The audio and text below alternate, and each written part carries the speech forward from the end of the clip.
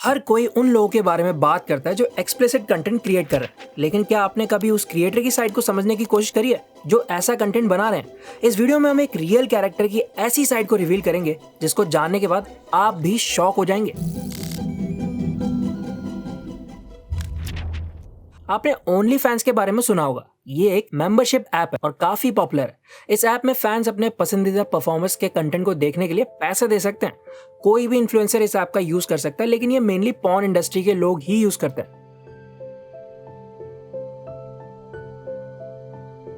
Corona virus की वजह से बहुत सारे लोगों को घर पर रहना पड़ रहा था, इसलिए only fans adult entertainment industry में काम करने वाले लोगों के लिए एक लाइफलाइन बन गया था। कैम गर्ल्स, एडल्ट मॉडल्स और पॉर्न क्रिएटर्स अपने फैंस को अपने कंटेंट दिखाने के लिए पैसा लेते हैं और इस तरह से इनकम जनरेट करते हैं। ओनली फैंस के पास दुनिया भर में 17.5 मिलियन यूजर्स हैं और 29 फरवरी से लेकर आज तक 1.85 मिलियन न्यू रजिस्ट्रेशन हुए हैं और ये हर दिन बढ़ रहे हैं, जिसकी वजह से परफॉर्मर्स के सब्सक्रिप्शन में कुछ ही हफ्तों में काफी ग्रोथ आई है। ये ब्रिटिश बेस्ड कंपनी के लिए अच्छा हो सकता है, लेकिन एक न्यू बीबीसी डॉक्यूमेंट्री इस बात पर फोकस करती है कि एक्सप्लिसिट कंटेंट बेचने से परफॉर्मर्स पर क्या असर पड़ता है। #न्यूड्स फॉर सेल एक डॉक्यूमेंट्री है जिसने ओनली फैंस और अडल्ट एंटरटेनमेंट इंडस्ट्री के बारे में काफी डीप इंफॉर्मेशन दी है। इसमें 23 साल की लॉरेन है जो नॉर्थ हैम्पशायर से हैं और ओनली फैंस के टॉप क्रिएटर्स में से एक हैं। वो एक्सप्लिसिट कंटेंट बेचकर महीने का करीब 37,000 पाउंड कमाते हैं। और फिर 24 साल की बेथ है जिसको खुलेआम कंटेंट बेचकर महीने का 3,000 पाउंड मिलता है। लॉरेन और बेथ की इनकम इंप्रेसिव दिख सकती है, लेकिन प्रेजेंटर एली फ्रिन कह रही हैं कि इस ऐप पर हर सक्सेस स्टोरी के साथ कई ऐसी स्टोरी भी हैं जो बिल्कुल ऑपोजिट है।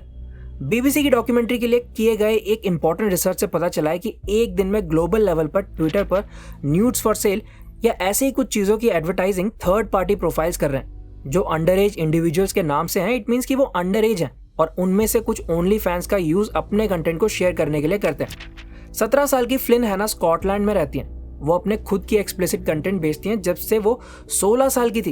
हैना ने स्टार्टिंग में ओनली फैंस पर फेक आईडी का यूज किया था। उसकी प्रोफाइल अंडर एज होने की वजह से रिपोर्ट की गई और वो साइट से किक ऑफ कर दी गई, but she managed to set up a new profile and continued selling nudes. इसके अलावा भी बहुत सी यंग वुमेन से इंटरव्यू लिया गया, जैसे कि 20 साल की Sasha who earns a few hundred pounds each month on OnlyFans और उससे वो अपना घर चलाती है। 15 साल की उम्र में साशा बॉयज को स्नैपचैट पर एक्सप्लिसिट फोटोज भेजती थी, लेकिन उसकी एक फोटो लीक हो गई, जिसके बाद साशा की तरफ से एक स्टेटमेंट आया, अनफॉर्चुनेटली मेरे पेरेंट्स ने मुझे घर से निकाल दिया और वो मेरे लाइफस्टाइल से डील करने के लिए तैयार नहीं है।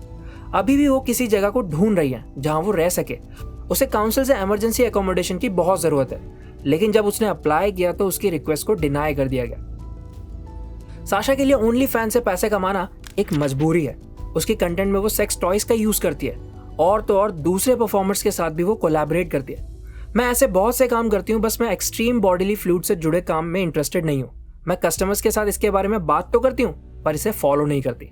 ये एक बहुत ही स्लो महीना है, बट मैं एक्स्ट्रा 100 से 200 पाउंड हर हफ्ते कमा रही हूँ। कुछ लोगों को ये ज्यादा लग सकता है, पर जब आप उस पैसे को किसी जगह में रुकने, खाने और ट्रांसपोर्ट के लिए खर्च करना शुरू करते हैं तो आपको और कंटेंट की जरूरत पड़ती है, जिससे आप और एक्स्ट्रा मनी अर्न कर सकते हो। स्नैपचैट से फी पेइंग ओनली फैंस पे अपने कंटेंट को शिफ्ट करते हुए साशा मानती है कि एडल्ट सेक्स वर्क का शिकार होना बहुत आसान है। ये खोदा पहाड़ निकली चुहिया की तरह होता है और आप बस गहराई में फंसते चले जाते हैं। जैसा कि अभी यूके के लॉ के अकॉर्डिंग एक्सप्लिसिट कंटेंट बेचने के लिए आपको 18+ होना चाहिए। हालांकि ओनली फैंस को इस तरह के कंटेंट को स्कैन करने के लिए कोई लॉ या रेगुलेशन नहीं है। सभी लीगल और क्रिमिनल लायबिलिटी उस पर्सन पर है जो उस एक्सप्लिसिट कंटेंट को अपलोड कर रहा है और रिसीव करता है।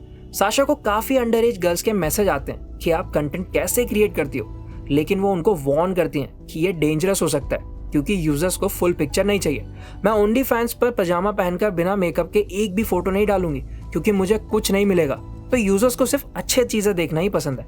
आप समझ ही रहे हो साशा यहाँ किस तरफ इशारा कर रही है। साशा बहुत कम उम्र की थी, अकेली थी और सीरियस मेंटल इश्यूज को फेस कर रही थी और उसके पास रहने के लिए घर भी नहीं था। इससे हमको ये समझ आता है कि पर्सन को, स्पेशली यंग वुमेन को, काउंसलिंग की बहुत नीड है। काफी यंग लोग बिना जॉब के और स्ट्रगल करते हुए मजबूरी में ही ऐसे साइट्स जैसे ओनली फैंस की तरफ चले जाते हैं। आपको ओनली फैंस यूज करना चाहिए या नहीं, ये चॉइस आपका है।